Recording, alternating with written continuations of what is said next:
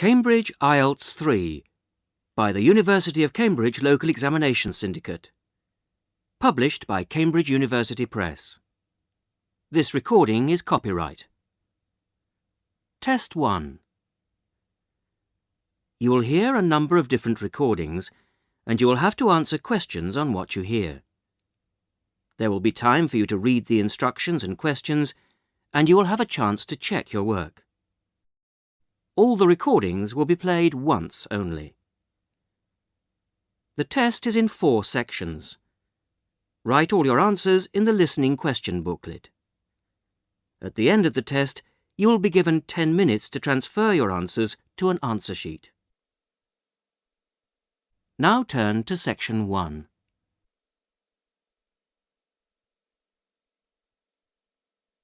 Section 1. Listen to this telephone conversation between Janice Biggins, who works for a house renting agency, and John Anderson. First, you have some time to look at questions 1 to 6.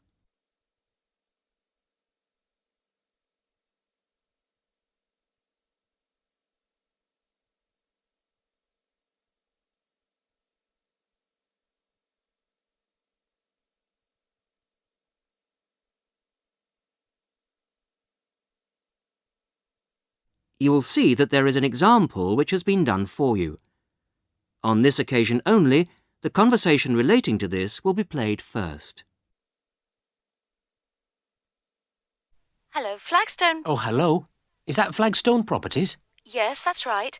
Flagstone here. How can I help you? Hello. I'm ringing just to make inquiries about renting a house. The name of the agent is Flagstone, so Flagstone has been written in the notes. Now we shall begin. You should answer the questions as you listen because you will not hear the recording a second time. Listen carefully to the first part of the conversation and answer questions 1 to 6. Hello, Flagstone. Oh, hello. Is that Flagstone Properties? Yes, that's right. Flagstone here. How can I help you? Hello. I'm ringing just to make inquiries about renting a house. My name's John Anderson. Yes, Mr. Anderson. What sort of thing were you looking for? 2-bedroom house with garden. Well, yes, sir, that shouldn't be any problem. Just to let you know that our main areas, the main areas we deal with are the city centre itself. City centre, uh-huh. And the north suburbs. Oh, well, we were most interested in the northern areas, actually. Right, yes. What sort of price were you thinking of? Well, could you give me some idea? Certainly. It really ranges from £250 per month. Only £250? Yes, to about £500, depending on a number of different factors. Oh, what does it depend on? Well, obviously the quality of the area, and then whether there's a garden. Oh, well, as I said, we'd want a garden. And a garage pushes up the price. Right. Well, we wouldn't necessarily need one. I think about £350 a month would be our limit. OK. Well, would you like to have a look at a couple of properties, sir? Yes, that'd be great. Looking at our files, I think we've got 2 which might suit you. Oh, hang on. I'll just get a pen. Right. OK, well, there's one on West Park Road, which is £325 a month. Uh-huh. Are the bills included? Well, that one just includes the water bill. OK, right. And the second house is in Tithe Road. I'll just spell that for you, OK? Yep. Tithe Road. Yeah, got that. And how much is that one? That's £380. 380. Is that including water? No, I'm afraid not, but it does include the telephone rental. Oh, well, that's not too bad then. Before you hear the rest of the conversation, you have some time to look at questions 7 to 10.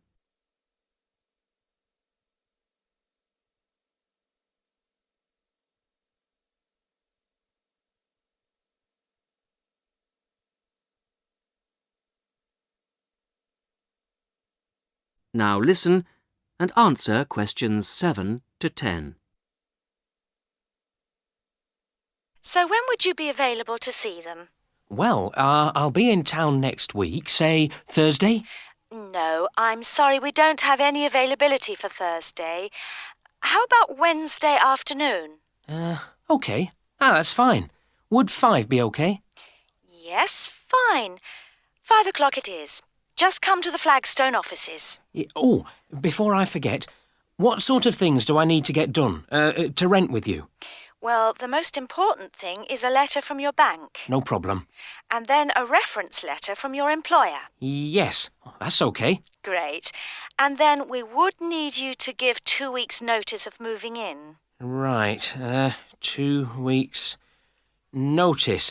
And what about a deposit? That's 1 month's rent, whatever the amount is. OK. 1 month. Is that it? No, sorry, one more. You will have to pay for the contract. Oh, yes, I'd forgotten about that. OK, fine. So I'll start arranging those, and I'll see you next week. Yes. Thanks very much. Bye. Goodbye.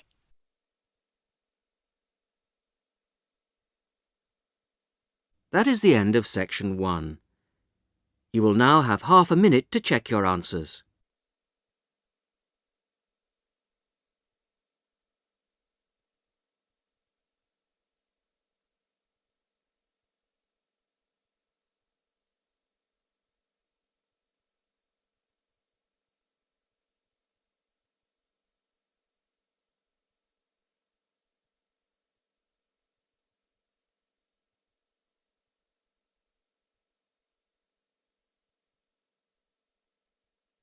Now turn to section 2.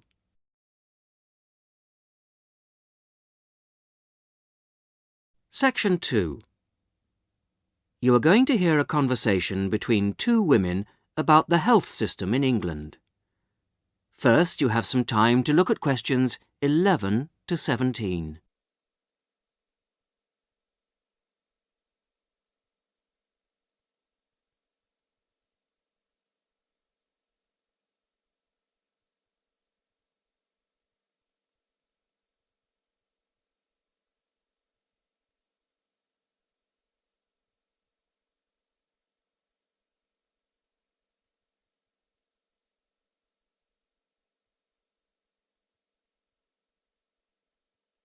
Now listen to the first part of the conversation and answer questions 11 to 17.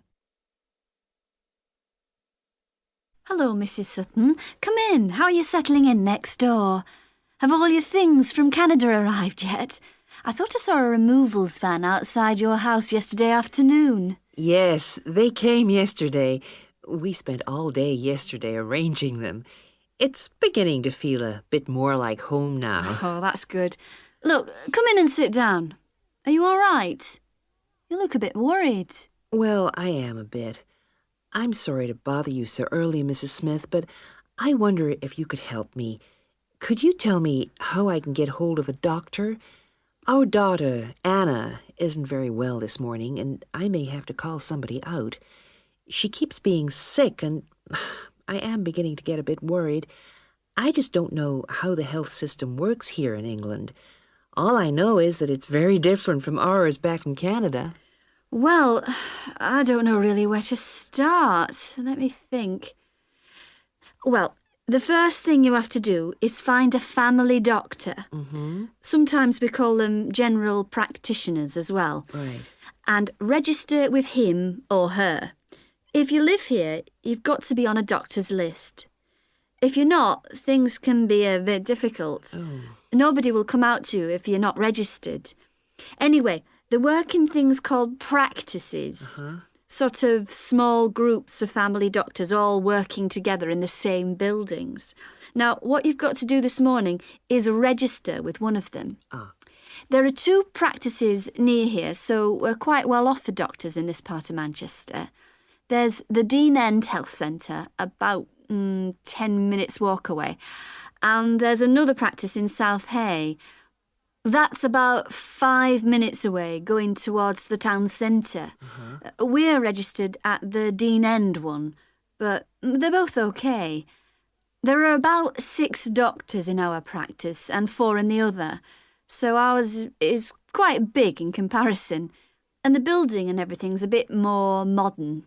South A is a bit old-fashioned, but the doctors are okay. Their only problem is that they don't have a proper appointment system. Sometimes you have to wait for ages there to see someone.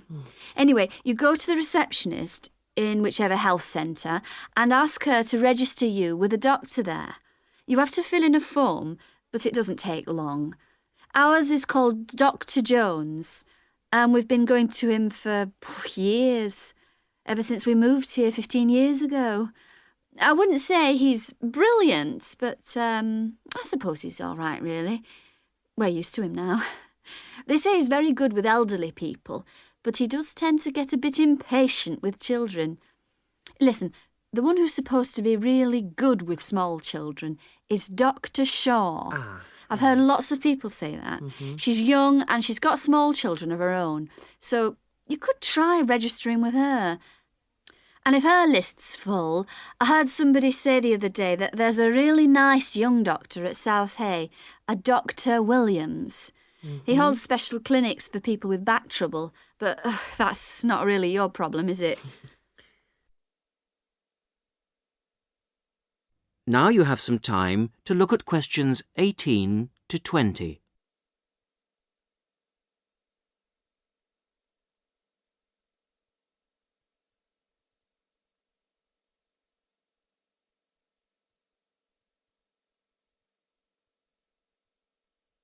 Now listen to the rest of the conversation and answer questions 18 to 20. If you want a doctor to visit you at home, you have to ask for a home visit. You're supposed to do that before 10:30 in the morning, but obviously if it's an emergency, you can phone at any time, night or day. It might not be your doctor that comes, though. It's quite often one of the other doctors in the practice. It doesn't really seem to make much difference. Right. Otherwise, you make an appointment to see your doctor at the health centre. You usually get seen the same day.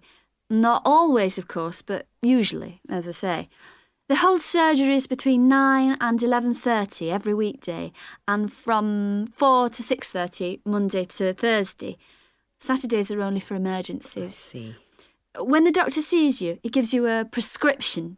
He writes what medication you need on it, and you take it to a chemist shop. There's one opposite the centre. If it's for a child under 16, you don't have to pay, so if it's for Anna, there's no problem. The same thing goes if you're unemployed or retired, or if you're pregnant. Just as well, because it's not cheap. You pay the same price for each item the doctor has prescribed. At the moment, it's something like £5 per item. So you pay for the medication, but the consultation with the doctor doesn't cost you anything. It's completely free as long as you're a resident here. You're going to be here for 3 years, aren't you? So, well, there shouldn't be any question of you paying anything to see the doctor. So that's one less problem to worry about. Look, Mrs. Sutton, if you want, I'll sit with your daughter for half an hour if you want to go down to the health centre to register. It's no trouble, really, don't worry. Are you sure you wouldn't mind? That would really help me a lot. I'll ask them if they can send someone round later to see Anna. I think I'll try the Dean End Centre. Good idea. Don't worry about Anna. Right. I'll be back as soon as I can.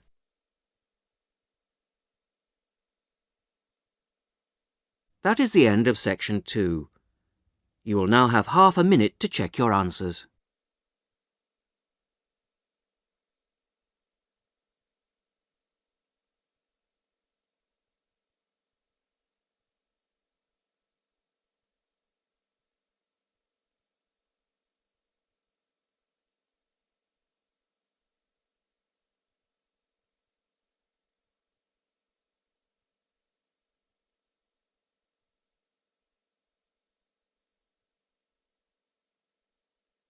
Now turn to section 3.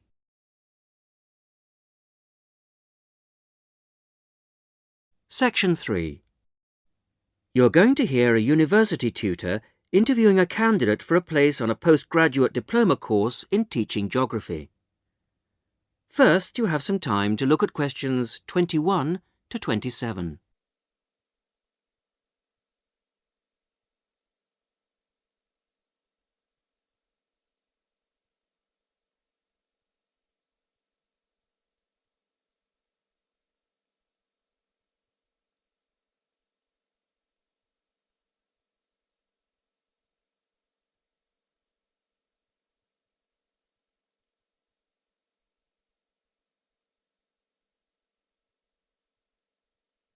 Now listen carefully to the first part of the interview and answer questions 21 to 27.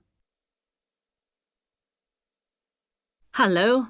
Jonathan Briggs, isn't it? Yes, that's right. Do come in and sit down. Thanks. Right. Well, Jonathan, as we explained in your letter, in this part of the interview, we like to talk through your application form, your experience to date, etc. And then in the second part, you go for a group interview. Group interview. Yes, I understand. So, your first degree was in economics. Yes, but I also did politics as a major strand. And you graduated in 1989. And I see you've been doing some teaching. Yes, I worked as a volunteer teacher in West Africa. I was there for almost 3 years in total, from 1990 to 1992. How interesting. What organisation was that with? It's not one of the major ones. It's called Teach South. Oh, right. Yes, I have heard of it. It operates in several African countries, doesn't it? And what kind of school was it? A rural cooperative. Oh, a rural cooperative. How interesting. And what did you teach? A variety of things in different years. I did, with forms 1 to 3, mainly geography, and some English with form 5. Then, in my final year, I took on some agricultural science with the top year. That's form 6. Right. Quite a variety, then. I also ran the school farm. How interesting. Before the interview continues, you have some time to look at questions 28 to 30.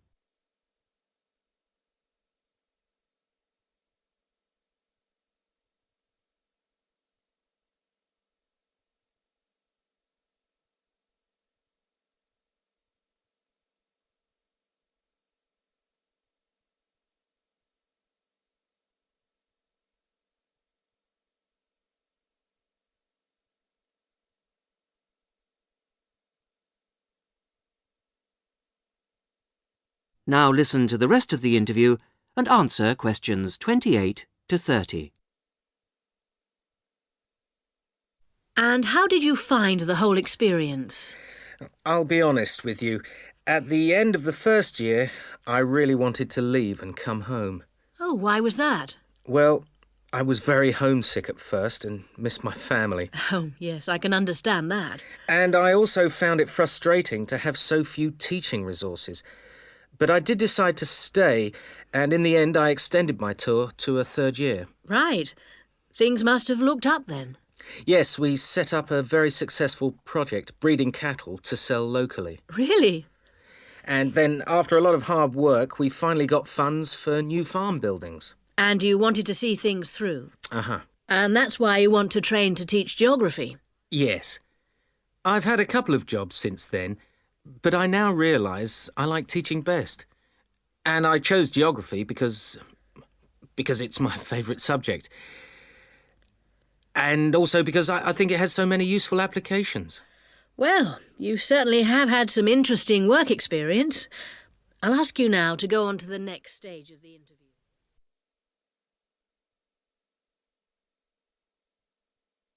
That is the end of section 3. You will now have half a minute to check your answers.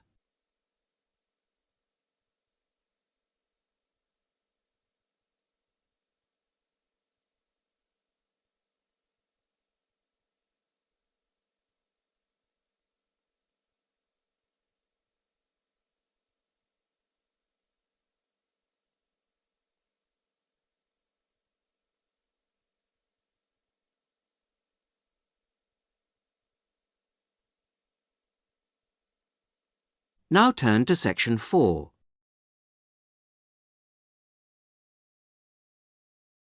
Section 4. You are going to hear a radio talk on back pain given by Dr. Paula Clayburgh of Liverpool's Wilton Clinic. First, you have some time to look at questions 31 to 40.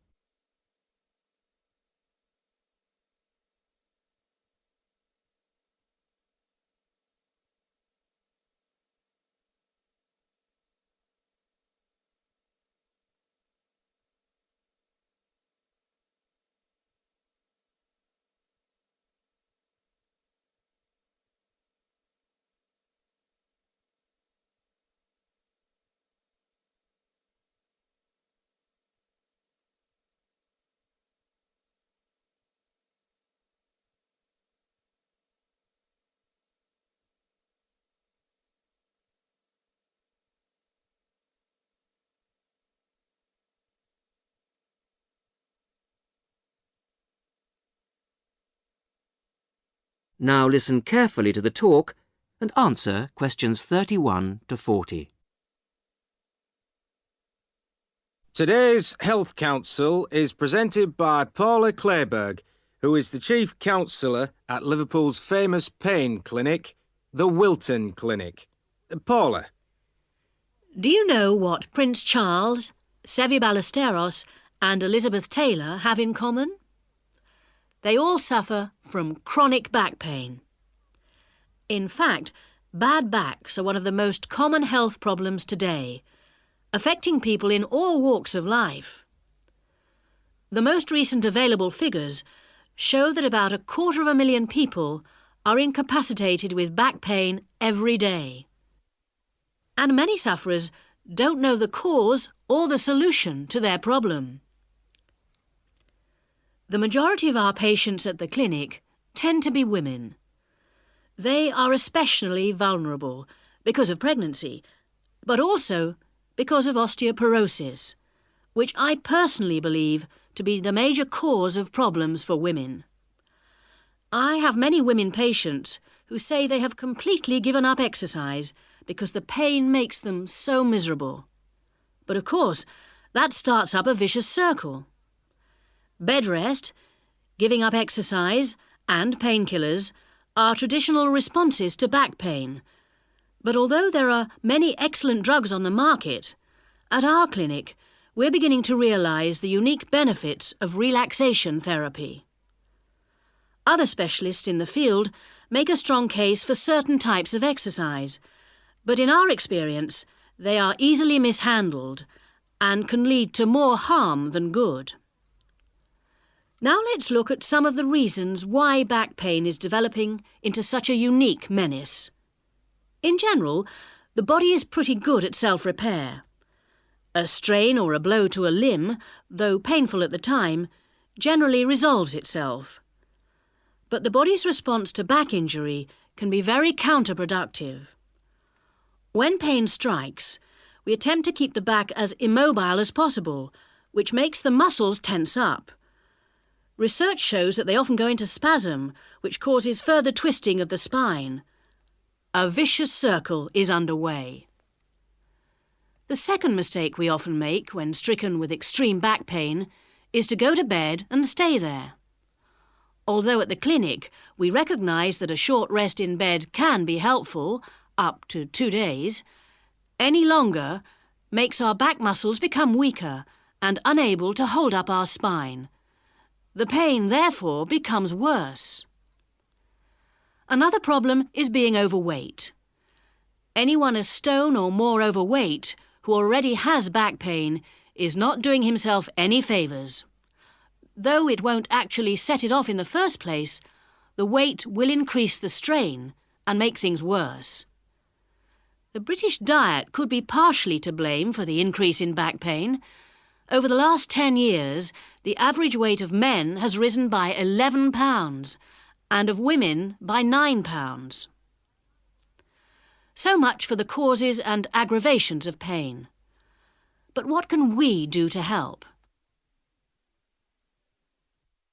There are many ways in which simple day-to-day care can make all the difference. The first point to watch, of course, is weight. If you are overweight, a diet will make all the difference. Also, studies have shown that just 1 hour sitting in a slouched position can strain ligaments in the back which can take months to heal. At the clinic, we have come to the conclusion that the major cause of the problem is not with the design of chairs, as some have suggested, but in the way we sit in them. It can be useful to get special orthopaedic chairs, but remember, the most important improvement should be in our posture. Another enemy of your back is, of course, your beds. If your bed doesn't give enough support, back muscles and ligaments work all night trying to correct spinal alignment, so you wake up with a tired, aching back. Try out an orthopaedic mattress or a spring-slatted bed. Research shows that both can be beneficial for certain types of back pain. Another hazard for your back are the shock waves which travel up your spine when you walk, known as heel strike. A real find for our patients has been the shock-absorbing shoe insert. A cheap but very effective solution. And you might be better off avoiding shoes with heels higher than 1.5 inches. Though absolutely flat shoes can be a solution for some, others find their posture suffers. Finally, a word about the state-of-the-art relief, the TENS machine. A small battery-powered gadget which delivers subliminal electrical pulses to the skin. Our experience indicates that your money is better spent on the more old-fashioned remedies.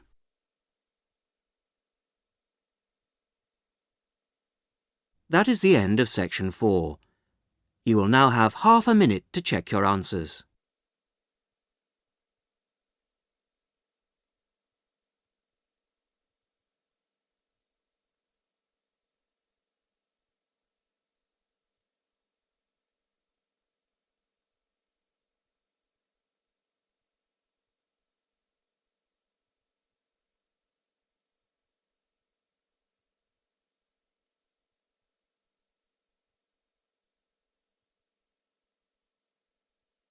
That is the end of the listening test.